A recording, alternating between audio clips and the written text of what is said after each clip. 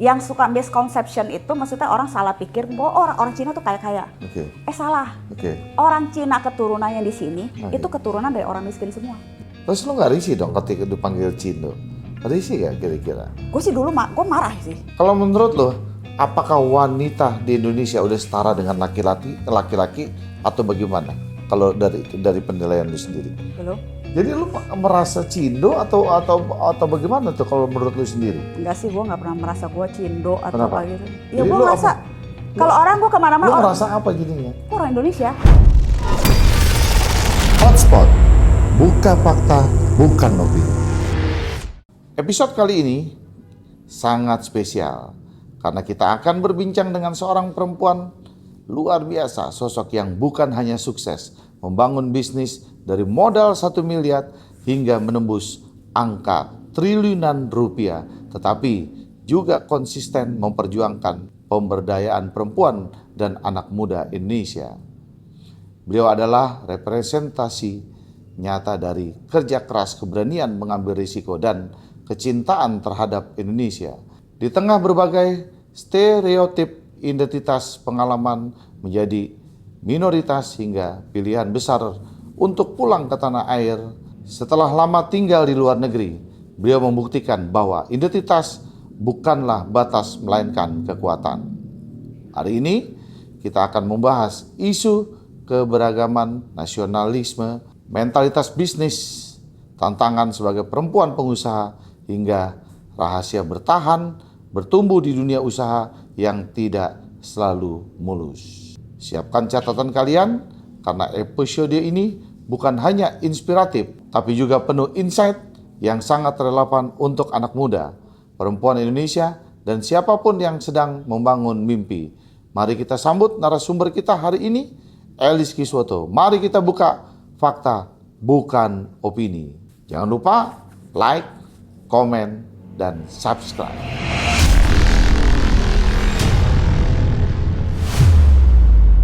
Elis Kiswoto adalah orang yang sangat dekat dengan saya, lalu udah gak asing buat diri saya. Artinya bahwa siapa dia? Dia adalah seorang pengusaha, seorang yang visioner, yang cukup menarik kalau kita untuk bahas. Ini dia Elis Kiswoto. Ketika orang bertanya, menurut lo, dengan adanya lu punya wajah yang oriental, pernah gak sih dipanggil Cindo? Artinya, respon lu seperti apa ketika lu dipanggil Cindo?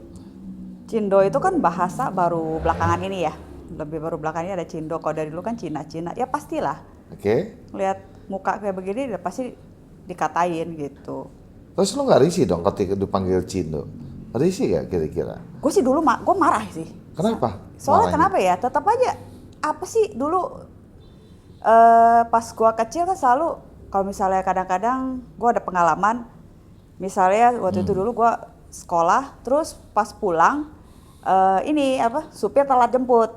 Jadi pas supir telat jemput tuh kan kita naik becak ya, zaman dulu masih ada becak kan di Jakarta. Naik becak pulang lewatin perkampungan. Terus diteriakin, anjing Cina mau lewat katanya gitu. Terus ya, maksudnya anjing Cina gimana? Ya gue dibilang anjing Cina. Terus? Ya gue marah lah. Gue marah. Gue ludahin lah orang. Pas kena mukanya lagi. Langsung, wah hampir berantem. Dihalangin sama tukang becak gitu. Jadi ya pada akhirnya sekarang udah lebih mendingan. Terus sekarang ada istilahnya Cindo, Cina Indonesia. Tapi kalau dulu selalu Cina gitu. Cuman pada akhirnya kalau saya bilang sih, sekarang sih udah nggak gitu. Saya berusaha untuk jauh nggak sama zaman dulu bedanya? Ya gue sekarang udah berusaha nggak ngeludah orang lagi. Cuman maksudnya itu nggak nonjok orang kalau dikatain gitu. Cuman ya buat gue orang ada kelasnya. Jadi kalau masih yang anggap kita Cina, ya gue anggap kampungan aja lu lah gitu loh. Kan banyak yang kayak gitu, temen lu juga masih banyak kayak gitu kan. Yang maksudnya ngelihat gue langsung bilang, oh Cina gitu, masih kayak gitu. Cuma ya kita anggap aja ya emang bukan untuk kita bergaul sama mereka gitu. Ketika mereka membedakan diri daripada kita, ya kita juga nggak usah. Mereka udah bangun dinding itu sendiri. Kalau Tapi mereka secara global masyarakat umum akan melihat keanekaragaman, ya kan, perbedaan-perbedaan khususnya di Indonesia, menurut lu seperti apa? Kalau secara global, secara sebenarnya sih umum bagus. sekarang? Jadi Oke. gini, kayak Singapura, dia ada Chinese, Oke. Melayu, India. Oke, Tapi semua kan di blend in supaya dia netral, dia pakai bahasa Inggris. oke, Cuma memang kalau dagang apa Chinese lebih ini. Kalau misalnya soal medical, soal profesional, IT, medical lebih ke orang India. Semua ada porsinya masing-masing gitu. Kalau misalnya mereka bisa nggak usah membedakan ras deh seperti sekarang di Amerika, di UK. Semua ras sudah gabung jadi satu gitu. Nggak ada namanya kalau bisa dibilang oh dia orang apa? Kan udah nggak ada pertanyaan begitu. oke. Maupun dia Asian, mau dia Caucasian, mau dia black atau apapun juga Hispanic, Oke. no problem gitu loh. Jadi kita jangan membedakan. Jadi jangan dikelompok-kelompokkan gitu. Jadi misalnya nih kalau sekarang Cindo kan terkenal jago bisnis. Oke. Ya lu main sama Cindo kalau lu mau berbisnis gitu loh. Ya. Lihat tipsnya apa sebenarnya kenapa mereka bisa lebih sukses gitu. Jadi jangan malah Belajar lah gitu ya, Jadi belajar gitu, misalnya oke. nih kalau kita bilang kan kita tahu kalau misalnya hukum banyak kan Batak. Oke. Benar nggak? Ya. Ya satu hal gue tahu kalau Batak suaranya biasa lebih berat gitu. Tapi gua orang Jawa loh. Ya gue tahu lu orang Jawa. Oke. Coba maksudnya banyakan kan kalau misalnya kita lihat hukum Oke. lebih banyakan Batak gitu. Ya. Pada umumnya. Ya pada umumnya. Oke. Jadi maksudnya kalau lu memang mau masuk ke maksudnya misal lu orang Jawa. Lu mau belajar hukum kalau misalnya lu baru mulai kan lu harus bergaul juga sama yang Batak-Batak ini, benar nggak? Ya. Supaya apa? Supaya kita belajar sampai lebih pinter. Iya. Jadi jangan dibilang rasnya, jangan dibilang agamanya. Yang kita lihat adalah siapa yang kita bisa belajar dari orang yang lebih pinter, gitu aja yang bisa Untuk ngajarin. menyatukan lah, kalau emang lu bidangnya ke situ, lu maunya ke situ, menyatukan Iya dengan bidang betul. itu. Jadi kita juga ada teman, ada network, kita bisa belajar, kita bisa bangun network juga, gitu. Terus tapi kan ketika lu lulus SMA, terus lu apa namanya, waktu lu SD lu sekolah di mana? Jakarta. Jakarta, Oke. Terus SMP lu sekolah di mana? pindah Singapura. Pindah Singapura. Tengah Oke. SMA? Di Australia, enggak SMP sampai lulus SMA di Singapura. Singapura. Terus habis itu baru ke Australia. Baru ke Australia. Berarti lu ketika itu lu kuliah di Australia. Iya, Terus ketika selesai lu di Australia sempat dapat PR kan? dapat. Nah, kenapa ketika 98 kejadian lagi perusuhan di Jakarta lu pulang? Sementara orang-orang pada pergi ke sana. Iya. Artinya pada pergi ke luar negeri, ya kan, menghindar lah dari Jakarta. Iya, betul. Ya kan? Kenapa lu pulang? Gue dibilang orang gila sih waktu itu. Gila lu sih. Ya Tahun kan? 99 orang pada kabur, gue balik. Apalagi lu Cindo, kenapa lu mesti pulang? Lu gak takut dengan kondisi itu? Enggak juga ya. Kenapa lu, apa yang mau Enggak, buat lu satu pulang? hal gini. Lu PR lu masalahnya, apa Iya. yang buat lu pulang? Waktu itu sih jarang banget orang masih punya PR. Oke. Jadi waktu itu gue juga nggak nyangka sih PR gue tuh cepet banget keluar ya. Tapi mungkin karena ya track record apa semua bagus gitu. Terus waktu itu sih pikiran gue simpel ya. Bisnis keluarga ada di Jakarta. Gue mau bantu. Terus kedua market. Waktu itu Australia belum tahun 98 tuh belum sampai 20 juta manusianya. Oke. Dan Indonesia tuh masih 200 juta lebih dikit.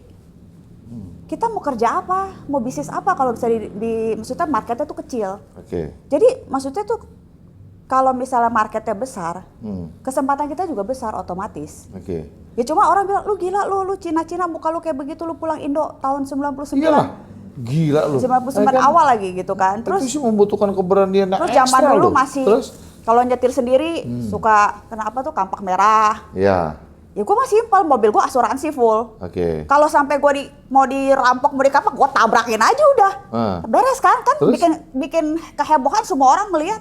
Pasti itu orang kabur. Iya. Bikin peristiwa lah. Kan Iya, menjadi- nanti tinggal ya maaf saya ganti Iya, semuanya iya, ya kan iya. kita ada asuransi Iya. gitu loh. Ya cuman waktu itu sih mindsetnya begitu. Jadi kalau kita pinter-pinternya lah cewek nyetir ya. Saya kan biasa nyetir sendiri. Oke. Misalnya kalau kita di lampu merah ngambil jalur paling kiri, sisain jarak 2 meter. Pernah berapa kali mau dirampok apa, kalau kita mau dirampok kita langsung buang ke kiri.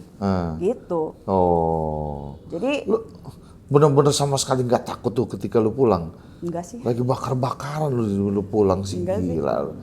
Ya marketnya gede di sini sih soalnya. Zaman waktu itu dolar lagi tinggi-tingginya, UMR Menjanjikan. Sebenarnya market Indonesia tuh menjanjikan nggak sih? banget lah. Banget ya. Jadi ya Indonesia tuh gimana pun juga kita tuh nomor 4 di dunia. Oke. populasi terbanyak. Oke. Kalau menurut saya, ketika ada populasi itu ada spending. Semua orang kan tetap makan, tetap minum, tetap tempat tinggal, tetap ada lifestyle. Jadi ketika ada manusianya pasti ada spending. Meskipun di Indonesia nih sekarang ya kemiskinannya tuh masih banyak, jadi spendingnya tuh lebih di bawah daripada rata-rata. Cuman itu kan nanti naik.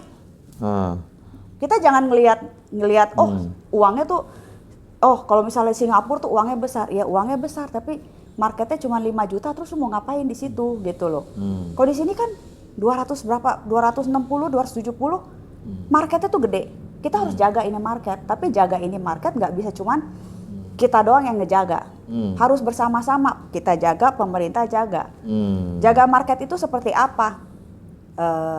Sebenarnya ya paling depan itu garda terdepan adalah bea cukai. Karena kita tuh dibanjiri sama barang import. Oh ya, lu sendiri tuh bergerak di bidang apa? Artinya bahwa artinya dari tadi kita ngobrol nih kan, lu sendiri tuh usaha lu tuh di bidang apa gitu loh. Lu mau Paling nanya orang tahu dong. buat pemirsa kan, Ya, jadi produknya ini di sini. Jadi usaha lu tuh apa? Bergerak di bidang emak-emak. Oke. Jumlah total SKU yang kita punya tuh 16.000 macam. Oke.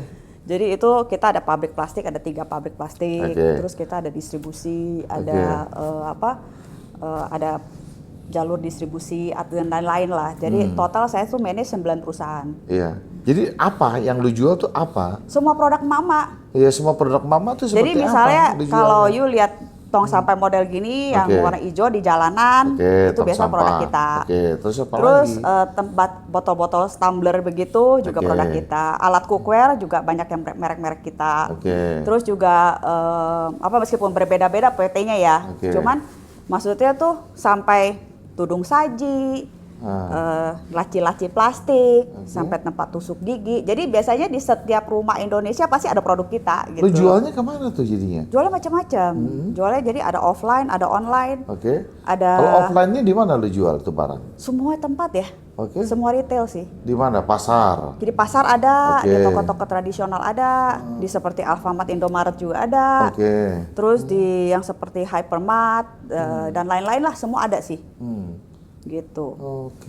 Jadi di total Indonesia itu kita punya 54.000 itu. Kita bilangnya POS ya, point of sales. Titik penjualan kita.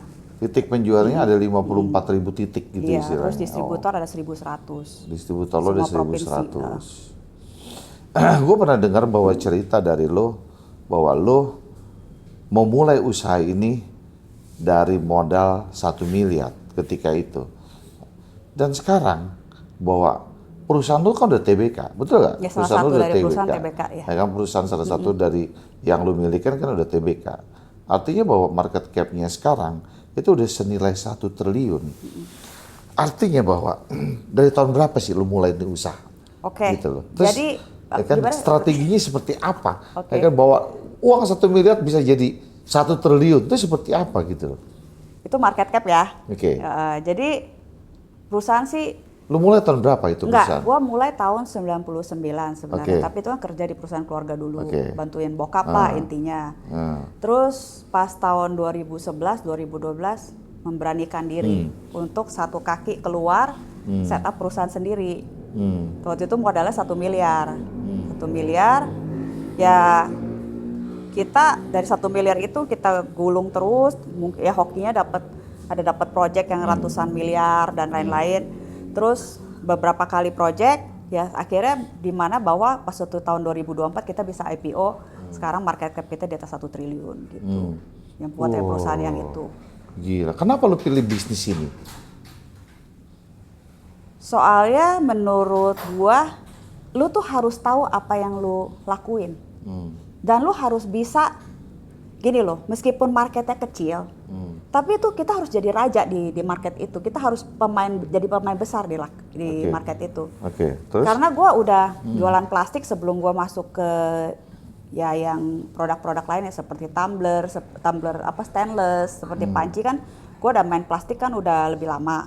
Jadi ya jalur distribusi ya udah ngerti, jalur penjualan udah ngerti, marketingnya semua udah ngerti. Maka di situ gue pikir daripada gue bikin restoran, bikin fashion Ya lari lah, daripada itu mendingan gue yang satu jalur. Jadi sekali gue kerja tuh kerjanya bukannya cuma satu sektor tapi lebih gede gitu sektornya.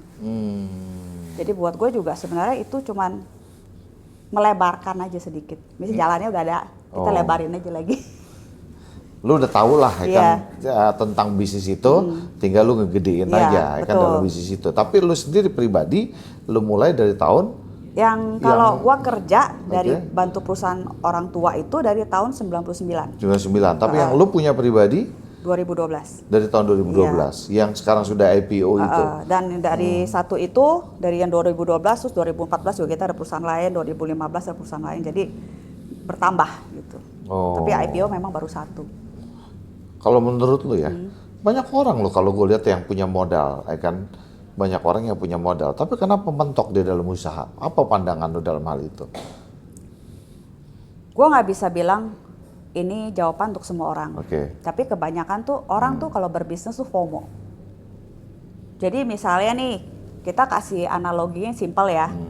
Misalnya kasih analogi yang simpel tuh seperti satu gang ini, misalnya daerah gang ini.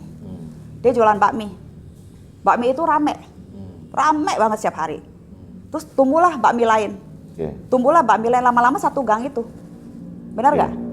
Kan banyak kan begitu. Kalau ini, ikut-ikutan lah. Jadi kayak zaman dulu tuh, kan ketika ada zaman wartel di mana-mana. Terus habis itu ada yang banyak lah bisnis ikut-ikut sekarang seperti anak-anak muda sekarang maunya saham. Warnet. Iya, maksudnya kalau saham semua saham gitu. Tapi masalahnya ini, saya kan pakai analogi tukang bakmi ya. Nanti dari satu jalan itu mungkin ada 20 bakmi. Soalnya saya tahu di Kelapa Gading ada satu jalan tuh isinya 20 bakmi itu sih. Misal dari 20 bakmi itu yang survive akan 3. Yang survive itu yang satu yang benar-benar enak. Artinya lo apa? Skillnya dia jago. Terus yang satu lagi yang benar-benar murah banget. Artinya apa? Lu kerja keras. Untung lu kecil tapi lu kerja keras. Terus? Yang satu lagi yang tempatnya enak. Ber-AC, internetnya kenceng. Oh dia ada kopi, ada ini. Artinya itu apa? Buat nongkrong enak lah. Buat nongkrong enak. Artinya itu modalnya gede. Jadi semua bisnis sektor itu yang survive itu 3. Satu yang benar-benar dia modalnya gede. Mungkin dia rugi juga dia nggak peduli, dia jalan terus. Yang satu lagi yang benar-benar skillnya bagus. Emang dia tahu dia apa yang dia kerjakan dan dia ngerti skillnya di situ. Dan yang satu lagi pekerja keras, dia untung kecil nggak apa-apa tapi dijalanin aja. Kalau lu bukan antara D3 ini, mendingan lu jangan masuk ke bidang itu. Karena lu nggak akan survive. Perlu riset dulu nggak kita? Ya perlu dong. Perlu riset. Terus? Ya kalau misalnya gini, jangan ikut-ikutan kalau bisnis. Bisnis tuh di jalur kita. Yang kita udah ngerti cara bikinnya, ambil supply barang dari mana, terus supply barang dari mana pas pulang. Seperti gua bikin plastik. Orang kan pikir, oh lu produksi plastik, iya. Plastik lu ada berapa macam barang? Mungkin di total 3 pabrik tuh ada 8.000 item. Tapi itu aja musimnya beda-beda. Misalnya nih mau musim hujan, gue siapin jemuran. Jemuran laku, kenapa? Cuci baju pada nggak kering. Terus habis itu musim hujan, pas waktu udah mulai bulan 1, bulan 2 banjir. Tahu nggak yang paling laku apa? Sapu air. Oh, yang ditarik itu tuh? Iya, yang hitam itu, yang hitam. Nah itu tuh kalau setiap kali, kita sih nggak doain orang banjir. Cuma kalau setiap kali banjir itu baksit banget. Kenapa? Karena setiap kali orang perlu dengan itu gini, kan? Rumah lu punya sapu air nggak? Pasti ada. Tapi pas lagi banjir tuh sapu air bisa dipakai nggak? Suka udah pada retak-retak. Ya itu udah pada getas, udah pada pecah. Nah pasti lu beli kan? Minimal kalau banjir beli berapa? Ya 1-2 lah belilah gua. Biasa rumah kecil 1, rumah gede bisa 2 sampai 3. Ya kan? Soal sama lagi itu lumpur pada keluar kan. Tapi tahun depannya belum tentu bisa kepake lagi. Iya, itu memang barang setahun sekali. Lu bikinnya emang sengaja buat getas. Enggak lah, emang karetnya begitu. Soalnya kan di sini panas. Kalau bisa lu jemur, kecuali itu barang lu pakai setiap hari. Itu barang kalau pakai setiap hari dia malah nggak getas. Tapi kalau lu keringin, baru pakai lagi itu getas. Begitu dipakai, bisa. Kita nggak sengaja. Plastik itu sangat susah. Kita bikin gampang pecah, orang nggak beli lagi. Kita bikin tahan, nggak pecah-pecah, orang juga nggak beli lagi soalnya.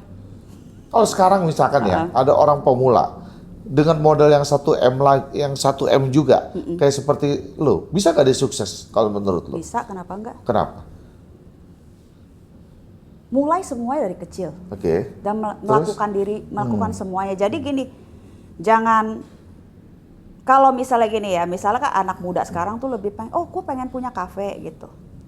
Lu jangan ojok-ojok keluar sekolah lu buka kafe, minta modal sama orang tua. Lu kerjain dulu semuanya sendiri. Iya. Sekarang dengan digitalisasi, lu bisa jualan makanan online dulu, lu bisa buka dulu toko lu di Shopee atau pokoknya di e-commerce atau di Tokopedia, lu terima PO dulu, terus lu marketing juga secara digital. Itu kan modalnya kecil. Iya. Start from dapur kita sendiri. Oke. Itu udah gede, baru lu expand, menunya dibanyakin. Oke. Klien-klien lu tuh titip jual di mana-mana. Ini bisa kita ngomong, let's say dia mau buka kafe. Kalau misal memang udah benar-benar banyak, ya lu buka lah kafe. Jangan belum apa-apa, lu langsung pede. Gue buka kafe, gue bisa bikin roti, ini pasti enak, pasti laku. Karena kenapa? Lu bisa mikir, lu bisa expect, oh roti ini enak, roti ini menurut lidah kita. Oke. Dan lu belum tentu bisa sama dengan taste-nya customer lu. Terus harga barang lu mau jual di harga berapa? Harga segini customer beli apa enggak? Kan itu penting juga. Tapi kan anak sekarang jarang yang mau belajar begitu. Biasanya ini karena dia. misalkan bokapnya atau nyokapnya punya duit, ya kan dianggap ya kan modalin aja deh. Ya kan gua ini jarang dia mau belajar dulu tuh jarang. Ya itu dia, makanya kalau misal bilang ada modal, kalau misal ada modal 1M, dia cuma punya 1M, gue sih rekomen dia harus mulai dari nol. Oke. Gue dulu yang bikin PT yang TBK, lu kira karyawan gue berapa? Berapa? Kita satu tim cuma bertiga. Bertiga? Oh ya? Sekarang jumlah karyawan lu berapa? Jumlah yang TBK ini. Nggak yang seluruh sukses, grup lo? 4.000. 4.000 orang? Wah, gila. Dari bertiga? Yang kalau bagian TBK, apa aja tuh 3 orang itu? Megang apaan aja coba tuh? gua, satu lagi partner gua, terus satu lagi asisten gua yang bantuin ngerapi-rapin bagian impor, paperwork impor gitu aja. Wow, gila. Keren nggak tuh? Ya kan bayangin dari 3, ya kan sekarang udah 4.000 orang. Nah kan kalian juga harus bisa 12 seperti tahun, itu tuh. iya. Selama 12 tahun. 12 tahun. Iya. Ya kan? Sampai kita IPO. Terus peranan pemerintah ya kan dalam regulasi ya kan di dalam sektor bidang lo tuh ya kan manufacturing artinya bahwa regulasi pemerintah tuh udah oke belum sih dalam sektor dagang lo, dalam sektor bisnis lo? Gini ya, kalau misalnya regulasi pemerintah sebenarnya kalau ditanya niatnya bagus. Oke. Tetapi masih berantakan. Kenapa berantakan? Jadi misalnya Pak Prabowo niatnya bagus, Oke. naikin industri lokal apa Oke. dan lain-lain supaya tenaga kerja juga bisa diserap. Tapi kenyataannya nanti di bawahnya tuh ngaco lagi. Pas waktu misalnya di kementeriannya udah mulai ada yang offset, masing-masing mementingkan sektor masing-masing. Nanti di bawahnya lagi pas waktu pelaksanaannya tuh lebih ngaco lagi gitu. Jadi banyak yang arahan dari atas tuh sampai bawah itu tuh nggak sinkron. Seperti peraturan, oh ya ini peraturannya begini, totonya sampai bawah tuh nggak nyambung. Jadi nanti yang bingung tuh orang-orang yang di antara departemen ini loh. Oke. Terus saya juga kasih contoh, ini ada pengalaman aneh sih, tapi gua nggak tahu harus ngomong apa enggak ya. Nggak apa-apa, pengalaman aneh apa? Lu kasih tahu aja, paling nggak kan Nanti diperiksa lagi bukan. sama kejaksaan. Nggak, bukan, paling nggak kan buat orang, kan lu memberitahukan seseorang ketika ada satu kendala yang mereka alamin juga persis sama kayak lu kan paling nggak dia udah punya pengalaman, lihat dari podcast, lihat dari dari tayangan yang ini, terus lihat dari statement lu kan buat mereka juga bagus. Seperti apa pengalaman lu tuh? Ya gua kalau ada apa-apa lu bantu ya. Gini, gua kan dulu gua kan ada produksi barang-barang seperti tong sampah gitu. Oke. Kebetulan memang tong sampah yang model kayak begini yang warna hijau tuh kan banyak dipakai di pemerintah. Oke. Di perumahan, di pemerintah dan lain-lain. Jadi kita untuk selama ini tuh selalu distributor masukin. Saya tapi kita barangnya tuh bersaing sama impor. Oke. Jadi itu ada pemain impornya yang orangnya juga, maksudnya mereka perusahaan besar juga. Oke. Terus? Jadi kita untuk perusahaan lokal, kita kan bersaing dengan impor kan. Oke. Waktu itu dikeluarkanlah peraturan bahwa wajib harus ada TKDN. Oke. Kebetulan, kandungan dalam negeri. Iya. Lokal konten gitu iya, lah. itu kan? peraturan Iya. itu sebenarnya bagus banget buat pemerintah. Bagus dong. Melindungi industri lokal. Oke. Terus kan akhirnya waktu itu sih bukan tong sampah, kayaknya waktu itu vaksin box. Oke. Kita ada produksi vaksin box yang sesuai dengan standarnya WHO juga. Kita bikin vaksin box, kita mau daftar ke LKPP. Waktu itu ke LKPP, sekarang kan IPROK ya. Oke. LKPP itu kan wajib harus ada TKDN apa-apa. Kan kalau secara pemerintah. LKPP itu maksudnya tempat belanjanya Pemerintah. Pemerintah. Iya, seperti Oke. e-commerce-nya pemerintah. Jadi mereka Oh, tuh e-commerce-nya iya, pemerintah. mereka Oke. kita tayangin di situ Oh, seperti tayangin di di situ. kita tayangin di Tokped, tapi itu buat pemerintah yang belanja. Oke. Kita ada Ya, syaratnya. Tokped-nya gitu lah. Iya, Oke. kita ada syaratnya tuh harus apa? Submit ini. Terus memang pemerintah kan bilang, Oke. oh sekarang kalau dulu kan e-katalog banyak brokernya ya. Oke. Kita bilang broker lah, Oke. oknum ya. Iya. Nah waktu itu bilang, oh kita udah online katanya secara online, jadi semuanya bersih. Gitu. Bagus dong lewat online Ya dong. bagus dong. Ah. Terus kita Udah nggak ada calo-calo lagi iya lah. udah nggak ada Artinya calo-calo, kan gitu. jadi meniadakan calo. Ya, terus? Terus kita login, kita bingung nih mau lanjutinnya gimana. Terus saya bilang kalau nggak ngerti, lu ke kantor ya, lu tungguin sampai orangnya keluar. Sama anak buah gua dong. Oke. Dia ke situ. Nggak login kan lu login, proses dong. Iya, nggak. Ikutin petunjuknya. Ya itu Terus? pun lama banget. Oke. Jadi nggak langsung seperti kalau Tokopedia, Shopee kan langsung tok langsung lanjut. Itu lama banget kayak nanti approval dulu 2 Terus? minggu, berapa minggu gitu. Oke. Kita kejarin juga teleponnya nggak diangkat. Oke. Terus kita emailin juga nggak dibales. Kalau di sistem online, mereka udah nggak bisa terima telepon kali. Artinya Tapi kan sistemnya nggak udah- jalan-jalan Oke, tuh barang. terus? Akhirnya udah pas kita udah login, udah masuk, terus kita mau upload Oke. tuh barang. Hah? Itu nggak ada tombolnya. Hah? Tombolnya bisa? Ya, terus akhirnya Tombolnya hilang. nggak Oke. bentar. Terus? Ini cerita lucu. Tim gua suruh ke LKPP-nya kantornya. Oke, datang laksana. Gitu. Terus? Oh ibu ini login gini. Pas waktu di kantor nanti ibu pencet ini ya, di situ ada upload ini. Oke. Udah selesai nih. Oh udah ngerti. Pulang lah, mereka mau kerjain. Tombolnya hilang. Tombolnya hilang. Error kali lagi error. Bu, Oke. ya. Tadi saya udah ke situ. Tombolnya tadi dikasih tahu harus upload gini kan ada tombol uploadnya, iya. Oke. Sekarang tombolnya nggak ada. Saya nanya, maksudnya? Tombolnya hilang bu? Hah? Kok bisa hilang? Ya nggak tahu deh siluman kemana. Akhirnya kita tuh berhasil karena setengah ngancem juga. Hah? Kita Ngancem apa? foto, screenshot, video apa, terus kita bawa lagi ke sana. Hmm. Kita bilang kalau saya nggak bisa upload ini barang, saya akan press conference, saya akan viralin ini barang. Memang kadang sedihnya Indonesia tuh no viral no justice. Oh, sekarang begitu sih kebanyakan no viral. Terus no akhirnya justice. baru sama dia akhirnya baru bisa upload. Oh iya? Itu kalau menurut lo ada perbuatan oknum atau memang sistemnya error? Oknum lah. Oknum ya? Oh, Jadi oke. Terus? Indonesia sayangnya tuh kebanyakan oknumnya ya. Kalau lu lihat ya, support pemerintah terhadap usaha kayak seperti UMKM, menurut lu pemerintah udah oke belum mensupport para pengusaha kayak UMKM gitu? Pemerintah support sih sebenarnya bagus. Oke. Malah menurut saya tuh di Indonesia tuh UMKM tuh dapat prioritas lah ya daripada perusahaan yang udah mulai besar, lebih seperti dianaktirikan Oke. gitu. Terus? Budget pemerintah untuk UMKM juga bagus. Which is itu bagus banget. Memang kita punya rate, kita punya usaha itu masih terlalu rendah gitu loh. Kita kan harus minimum berapa persen, kita kan masih di bawah. Pokoknya jauh lah di bawah dari standar. Oke. Misalnya dibanding let's say sama China gitu. Ya.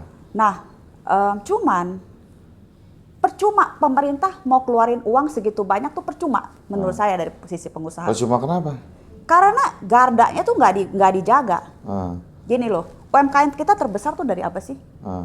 Garment, bukan Oke. tekstil, garment, baju. Oke. Yang tukang jahit baju, juga tukang jahit topi, bener gak? Yang tukang penjahit di bawah itu kan. Oke. Sekarang kenapa garment kita bisa mati? Mereka masukin impor. Semua jalur gelap semua. Terus mereka jual sweater di Tanah Abang yang barang impor, barang ya bekas di sananya, dimasukin ke sini, cuma 30.000 satu sweater. Oke. Gimana orang kita mau bersaing? Bodoh. Kan Jadi nggak ngejar sama aja harganya. sih. Ini Terus? seperti kalau kita kalah harga dong iya, berarti. makanya kalah Oke. harga pasti mati dong lama-lama dong UMKM sini. Oke. Jadi ibaratnya tuh seperti kita nih kapal nih, Indonesia satu kapal besar. Oke. Sebelum pemerintah keluarin uang untuk ganti mesin, ganti apa di dalamnya, ini tambelannya dibocorin. Yang tambelan bocor ini ditambel dulu. Oke. Yang bocor ini semuanya, ini artinya apa? Bea cukai. Oke. Kenapa Jadi- bea cukai kenapa? Dia udah terlalu kotor lah mainnya ya. Hah? Udah terlalu kotor, maksudnya tuh barang tuh masuk ya bisa yang harusnya anti dumping ya masuk. Oke. barang impor apa yang udah kita nggak boleh impor tetap masuk. Oh, jadi impor-impor gelap itu. Iya. Artinya bahwa impor-impor gelap itu diberikan peluang kepada oknum-oknum di Bea Cukai. Iya betul. Oh, pantesan Dan kemarin. itu barang kan nggak mungkin. Kan Pantesan kemarin ada dari KPK kan OTT nah oknum sekarang Bea kan Cukai. lagi Iya. hot nih OTT mulu Bea Cukai. Iya. Terus Pak Purbaya juga pay attention terus. Oke. Tapi jangan stop. Iya. Kalau udah banyak dirubah kemarin orang-orangnya, kan oleh Pak Purbaya. Bukan dirubah itu kayaknya belum aja semua kebuka. Oke. Bukan, maksudnya penempatan pejabat-pejabatnya Iya, udah banyak sekarang dirotasi oleh Pak Purbaya. banyak yang dirotasi, Iya. tapi Mungkin Pak Purbaya tahu nggak banyak boleh oknum-oknum lengah. yang- Tapi ini belum masih jauh dari sempurna tuh masih jauh gitu loh. Artinya? Jadi masih belum benar. Soalnya gini loh, Jadi selama impor-impor gelap itu masuk, jadi UMKM nggak bisa bersaing. nggak bisa. Wow. Bagaimana pemerintah mensupport UMKM itu Ya sendiri itu kalau uang nggak jalan? akan seperti lu buang garam ke laut, hilang Artinya juga, bisa produksi? nggak bisa jual, Waduh. kalah saing. Ah. Nah sekarang gini ya, gini kita mau ngomong soal impor. Saya nggak percaya bahwa orang Bea Cukai nggak tahu itu barang sampai di mana, masuknya lewat apa. Oke. Gue nih manusia yang, maksudnya kita ngomong logika aja deh. Sekarang lu mau bilang apa tuh namanya, oh saya nggak tahu Pak, itu masuk dari mana. Sekarang kan kemarin Tiffany & Co disegel, banyak Oke. perusahaan disegel. Iya. Kalau itu perusahaan yang jewelry kecil-kecil saya masih ngerti deh. Tapi kalau misalnya baju, misalnya barang-barang seperti panci yang tanpa SNI, Oke. barang-barang yang tanpa SNI, semua yang barang-barang kita merem di Tanah Abang kita pegang atau keramik. Gue pernah lihat tuh ada tuh di keramik di Surabaya tuh Itu kan pabriknya wajib. apa? Itu kan Apa di udah- Semarang lah, lupa iya. gue. Itu kan Digerebek udah- tuh lebih cukai itu gimana? Nah itu kan harusnya udah nggak bisa masuk, itu kan masuk anti dumping keramik. Oke. Terus? Nggak bisa masuk lagi sebenarnya buat protek industri lokal. Ya kok bisa sampai di gudang-gudang? Ya sekarang gue tanya, emang itu barang bisa terbang tiba-tiba masuk gudang kita? Iya. Itu kan tetap harus lewatin Bea Cukai. Oh. Bisa nggak itu barang tiba-tiba pakai helikopter diturunin depan? Nggak mungkin. Kan nggak mungkin gitu loh. terus? Jadi kalau menurut gue, kalau mereka bilang nggak tahu, bullshit gitu. Jadi Terus? ya mungkin dari pemerintah harus, kita jangan cuma ngelihat gini loh. Kadang-kadang pemerintah cuma ngelihat seperti UMKM kita perlu dinaikin, keluarin budget. Sebenarnya perlu tahu masalah sebenarnya kenapa UMKM kita nggak bisa bersaing tuh kenapa. Jangan keluarin budgetnya aja, tetapi harus penyakitnya apa, awalnya apa harus dibenerin gitu. Bocornya harus tambal dulu. Karena gimana pun juga Bea Cukai kita tuh garda terdepan. Kalau misalnya garda terdepan kita nggak bekerja, apapun serangan masuk ini akan masuk semua. Pintu gerbang lah istilahnya. Iya, pintu gerbang. Ya sekarang gini deh. Jadi pintu gerbang yang mesti dijaga. Iya, pintu gerbang lu dibenerin. Iya. Gitu. Kalau misalnya pintu gerbang bener, apapun di dalam kan bisa terlindungi gitu loh. Nggak bakal dicolong. Yang dicolong apa? Market kita. Market kita dicolong. Iya. Makanya kita maksudnya jadi makin lama tuh, ya kenapa bisa ada pengangguran? Karena bidang usaha banyak yang bangkrut. Bidang usaha bangkrut kenapa? Karena nggak bersaing. Nggak bersaing kenapa? Karena banyak barang import ilegal. Kalah harga Ya, kita kalah sama harga. mereka. Iya. Nggak mampu lah intinya bersaing. Iya betul. Kalau menurut lu sendiri ya kan bahwa kalau wanita-wanita di Indonesia ya kan artinya mereka punya kemampuan nggak untuk melakukan wirausaha sendiri? Kenapa enggak? Kenapa enggak jawabannya? Iya. Potensinya gimana menurut lu wanita-wanita di Indonesia tuh? Gini ya, wanita secara hak itu masih kurang. Oke. Jadi kalau saya lihat tuh seperti CEO perempuan di perusahaan TBK juga masih di bawah 4%. Oke. Sedih. Menurut saya harusnya tuh bisa lebih. Karena saya punya tim sendiri, direktur saya rata-rata semua perempuan semua, dan jago-jago semua. Oke. Tapi kadang-kadang tuh kita sebagai wanita jangan minder dulu ketika kita mau bertarung. Gitu loh. Jadi kalau saya sih mikirnya gini. Kayak lu sendiri ya, misalkan lu tuh berapa bersaudara? Berempat. Terus lu anak perempuan nomor berapa? Pertama. Ada berapa perempuan? Enggak, satu. Oh, cuma satu. Iya. Beda nggak dengan laki-laki? Oh, menurut beda. lu? Oke. Beda. Terus? Bedanya gini, kalau gue kan lahir di keluarga emang keturunan Chinese, tapi keluarga gue juga Toto. Oke. Jadi Toto tuh artinya apa? Konservatif lah masih. Kalau orang Chinese kan anak laki tuh lebih berharga daripada anak perempuan. Oke. Jadi saya tuh dulu dari keluarga besar papa ada stigma anak perempuan nggak usah disekolahin, karena nanti masuk dapur. Ya pasti gitu kebanyakan. Iya. Kalau orang dulu tuh Ya, begitu. tapi kan Terus? orangnya kan gue nggak mau dengerin. Oke. Ya nggak apa-apa, gue masuk dapur. Gue di dapur ada panci, gue jualan panci. Pernah nggak lu sendiri bawa kalau sebagai perempuan lu dipandang sebelah mata? Oh sering. Hah? Pernah nggak lu punya pengalaman yang buruk artinya bahwa cewek kan gitu loh? Oh banyak lah itulah. Seperti apa? Itu ya dulu aja kan gue nggak dikasih sekolah ke luar negeri Oke. Terus? dari kecil. Sedangkan sepupu-sepupu semua udah sekolah ke luar negeri. Tapi ya buat gue sih itu nggak patahin semangat ya. Oke. Justru kayaknya harus nanti gue buktiin lo gue bisa gitu. Terus? Jadi kalau menurut gue sih gini ya, cewek jangan ngerasa kita tuh less, kita tuh di bawah laki-laki. Mindset dulu dirubah. Oke. Kalau kita ngerasa dia bisa lari, gue juga bisa lari. Kaki dia 2, gue juga kaki 2. Nggak mungkin kaki dia 3 kan? Ya. Terus dia punya 2 tangan, gue juga 2 tangan. Sama lah. Sama. Jadi Iya. kita adu aja gitu loh. Pengalaman yang paling nyata bahwa lu perempuan tuh dikecilin banget tuh di mana? Gue sih nggak pernah ngerasa sampai parah-parah banget ya. Oke. Karena setiap kali gue dikecilin, gue gigit aja gitu Punya loh. pengalaman pahit nggak terhadap itu? Ini sih herannya kejadian belum lama ya. Oke. Jadi mungkin sebelum COVID gitu. Jadi saya waktu itu adalah salah satu retail besar. Ya. Mereka gagal bayar. Oke. Terus gagal bayar itu banyak. Jadi saya kumpulin ini orang-orang. Saya bilang oke, kita lapor ke Kementerian Perdagangan. Oke. Which is akhirnya mereka dipaksa bayar karena memang mereka hutang kita Oke. gitu sebagai supplier. Oke. Terus setelah itu gue dipanggil nih. Terus gue nanya mau ngapain?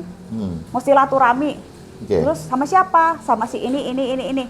Semuanya orang bule. Gue pikir udahlah, gue datang sendiri. Kebetulan PT gue masuk ke retail itu ada 3 PT. Gue Oke. pikir udah gue Terus? mewakili 3 PT kan. Anyway, gue tiga gue ngurusin. Jadi gue datang sendiri. Terus pas gue masuk ada 7 orang, Oke. laki-laki semua. Dari 7 orang itu mungkin Terus? 3 atau 4 bule. 2 bule tuh sisanya orang luar negeri. Jadi 4 itu orang luar negeri. Terus dia pas udah ngomong kan kalau silaturahmi kan saya nggak bawa data, bener dong? Iya. Cuma say hello kan, Oke. kalau silaturahmi kan, Iya. bukannya kita Oke. mau memeriksa data gitu. Terus totonya data saya udah naik, saya pikir waduh, saya nggak bawa data lagi, data dia naik. Totonya pas waktu si bule itu ngomong, mungkin dia bule tapi dia udah terbiasa di Indonesia. Oke. Terus dia seperti sedikit look down ya, sedikit memandang rendah. Oke. Kita nih orang Indonesia kalah kastanya sama bule gitu. Oke. Terus ngomong sama kita tuh nunjuk. Oke. Terus? Saya bilang kurang ajar banget ya. Kayak itu tuh etika yang nggak bisa diterima dimanapun juga. Iya. Ya pertama kali gua jawab, gua coba bilang, stop pointing your fingers at me. Jadi lu jangan tunjuk gua.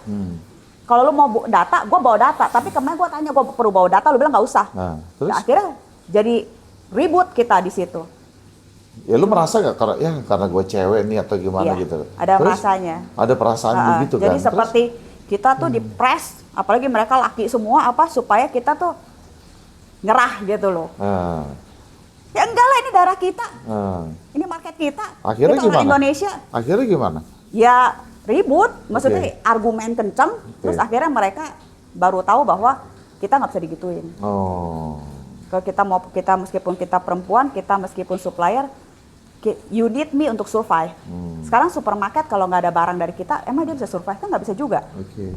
Kita perlu saling perlu satu sama lain lah, Mengisi lah ya. saling mengisi, Iya. nggak usah laganya, nggak usah selangit gitu. Namanya dagang kan gitu. Keputusan apa yang paling pernah lu gila dalam hidup lu yang lu ambil? Artinya bahwa bukan menurut orang sih nggak masuk akal. Kalau menurut orang itu keputusan yang paling gila. Keputusan apa yang paling pernah lu ambil dalam hal itu?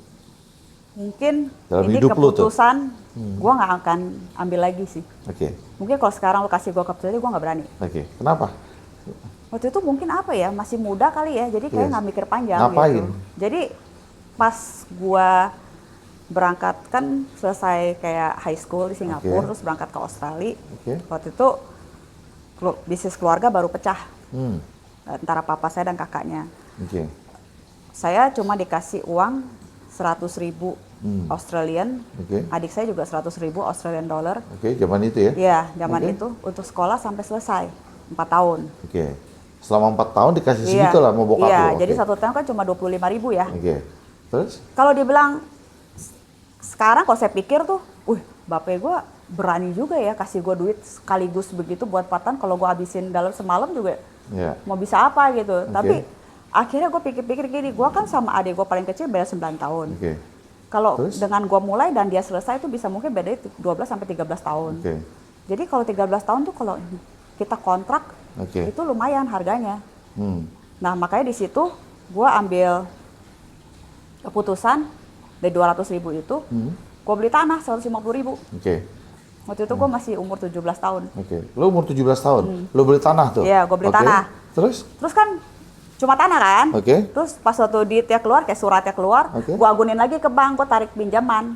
Umur Suratnya, 18. kan surat dari lo beli tanah, dapat Iya. surat kayak sertifikat Iya. begitu, sertifikat itu lo taruh lagi di bank. Oke, Iya, terus? gue agunin lagi ke bank. Lo agunin ke bank. Gue tarik Terus? lagi duit. Hmm. Gue bangun tuh tanah. Oke, terus? Dapat 120.000. Akhirnya gue bangun tuh tanah. Oke, terus? Akhirnya gue punya rumah, tapi gue nggak punya uang sekolah.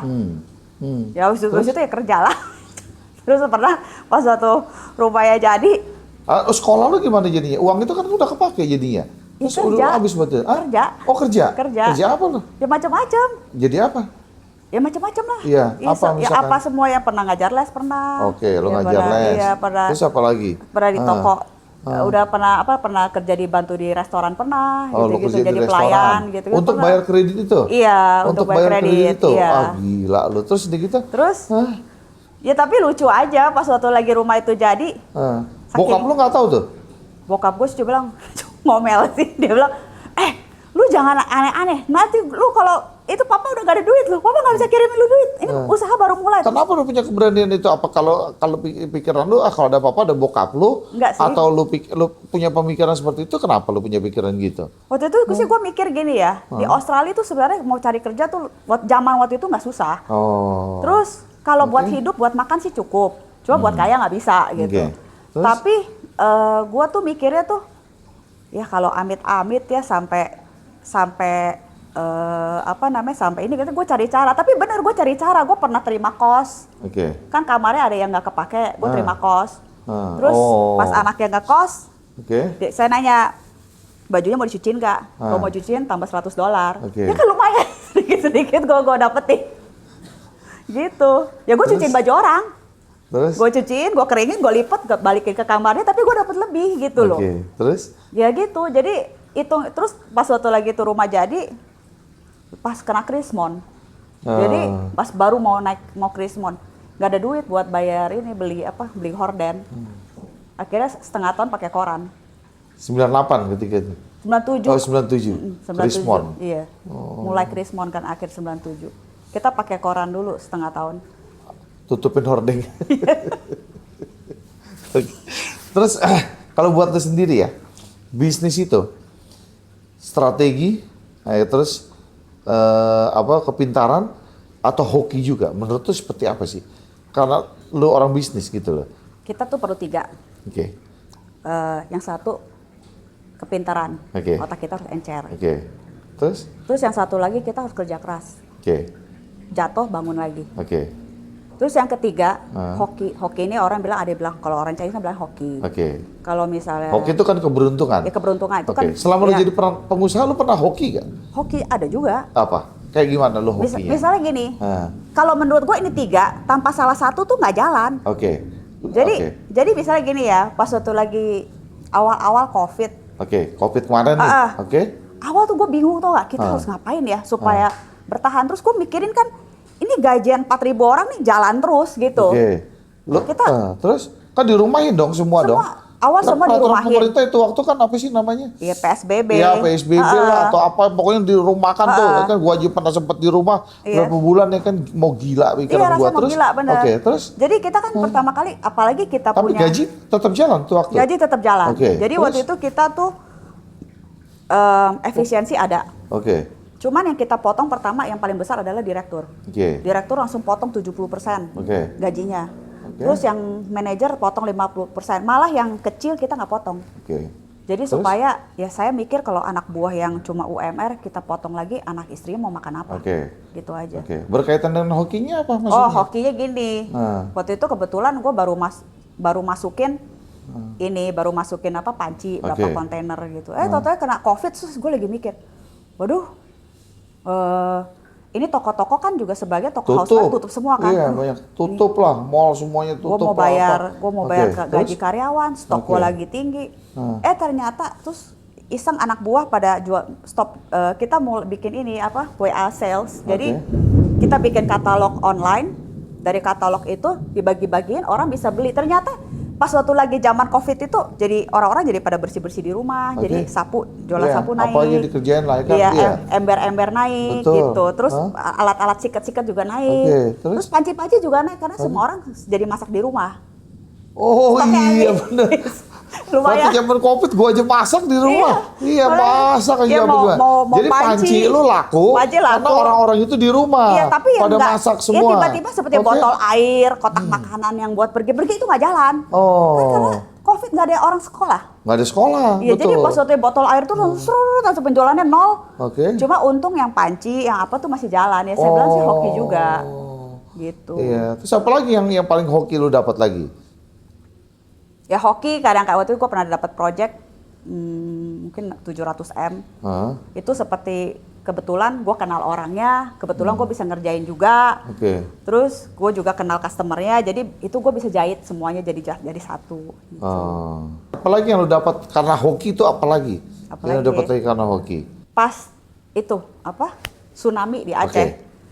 Itu kita nggak niat ya. Jadi pas waktu itu gue lagi nonton TV, ini Aceh kena tsunami. Tapi kok nggak ada berita malah berita. Tsunami yang pertama? Iya. Terus? Ini kok Aceh nggak ada berita? Dia bilang 2000 berapa? 2004 kalau nggak salah gue ingat tepat tuh ya. 2005 apa 2004 lah gitu. Soal tsunami pertama. Akhirnya pas waktu lagi itu gue kan kalau nggak salah waktu itu Metro TV buka bantuan. Dia siapin kapal di pelabuhan. Terus? Jadi kita kirim barang. Ya gue mikirnya Aqua udah pasti ada. Terus Indomie udah pasti ada. Obat-obatan juga mungkin udah turun. Ya nggak ada apa. Lu punya Indomie, lu masaknya pakai apa? Terus makan pakai apa? Air bersih, masa lu mau minum Aqua 24 jam buat mandi juga gitu. Akhirnya gue kirim 2 mobil Fuso, gue kirim dulu ke pelabuhan.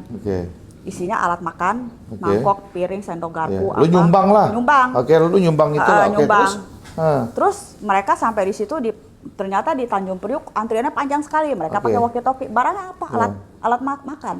Alat makan apa? Ya singkat cerita berangkat lah barang lu lah. Berangkat. Udah berangkat.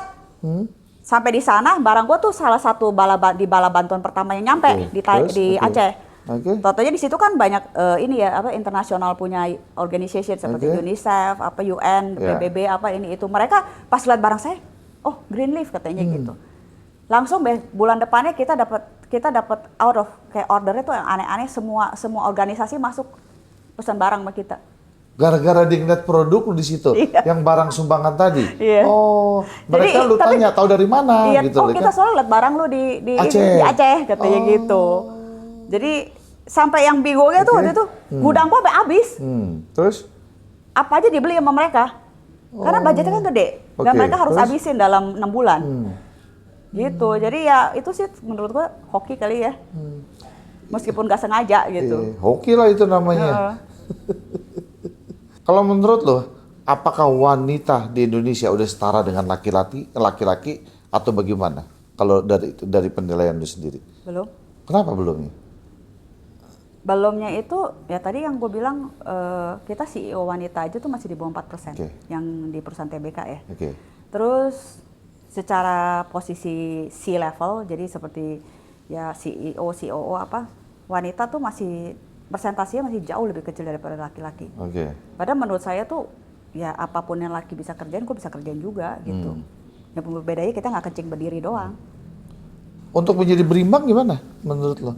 Harus mungkin pas suatu perusahaan mau apply, harus maksudnya terima itu juga mereka harus ngeliat percentage ratio juga. Tapi kadang-kadang saya merasa gini, ada hal-hal yang baik. Yang misalnya DPR sahkan cuti hamil berapa bulan tetap gaji dibayar, itu hal yang baik untuk wanita. Tetapi itu pada saat yang bersamaan itu menjadi bumerang buat wanita juga.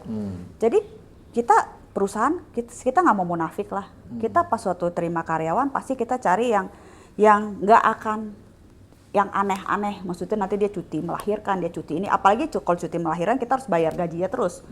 Kalau misalnya dia cuti cuma 1-2 bulan, kita mungkin 1-2 bulan bisa di take over sama orang sebelahnya dia atau asisten dia. Tapi kalau udah di atas 2 bulan kita pasti cari orang replacement. Jadi kita satu itu harus bayar payroll-nya 2 kali.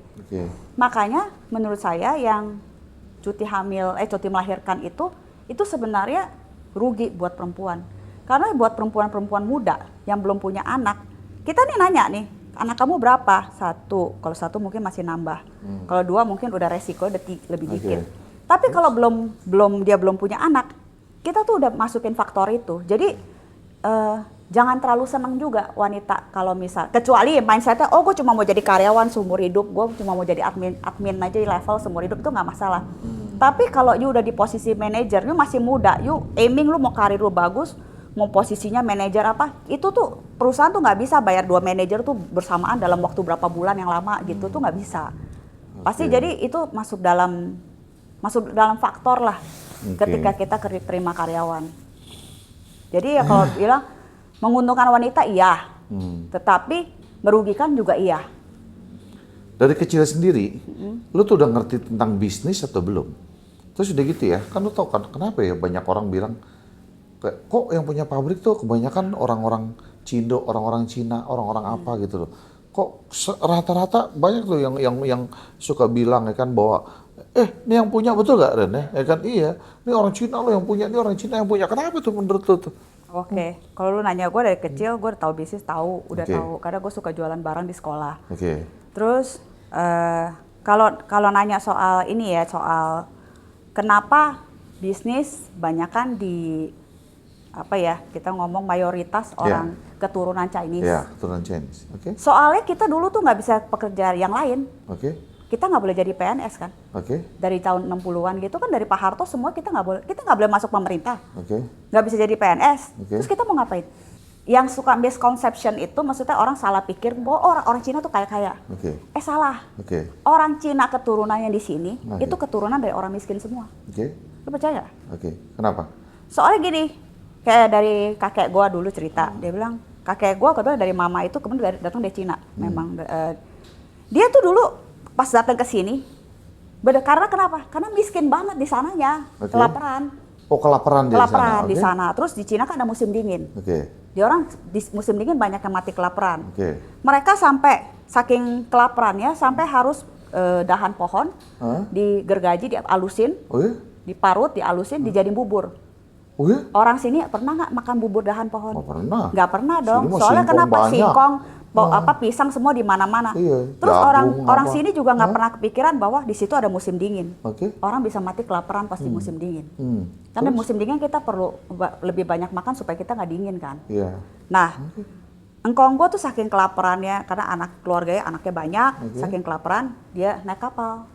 Naik kapal. Dia sama saudara-saudaranya. Kapalnya beda-beda.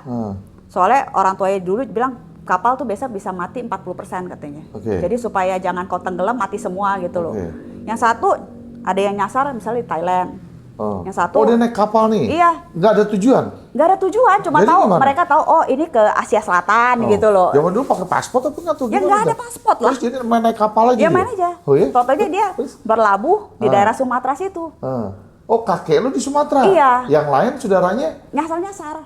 Ada yang kemana aja? Ya ada yang nyasar di Thailand. Ke Thailand, kapalnya ya kan. Ada yang di Malaysia. Berlabuh di situ, ya kan. Ada yang kapalnya berlabuh ke Malaysia.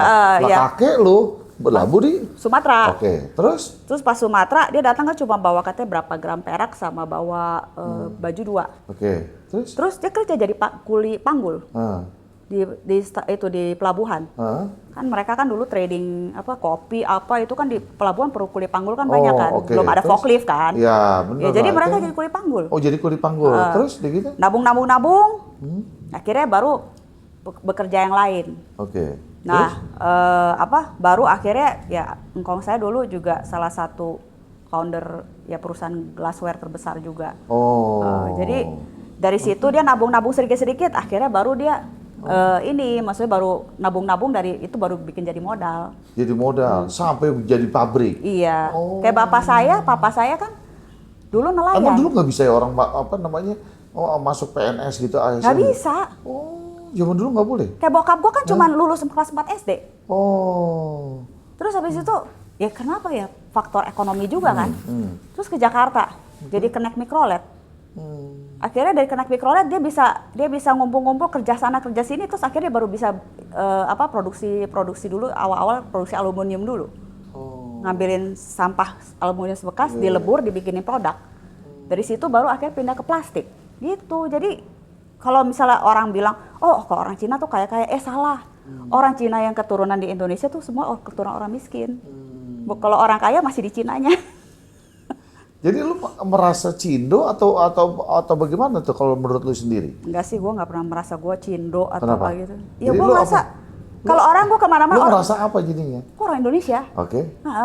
Jadi kalau orang gue mau ke Eropa kayak mau kemana, lu orang apa? Indonesia. Nggak pernah bilang, oh gue orang keturunan Cina tapi gue dari Indonesia. Nggak ada lah, itu mah bullshit lah. Kita selalu bilang, oh kita orang Indonesia. Oke. Gitu. Kemana aja lu pergi ke luar negeri? Kalau pasti gue juga, ke Cina, mereka anggap gue juga orang Indonesia. Oh, iya? Gue juga nggak diterima di situ.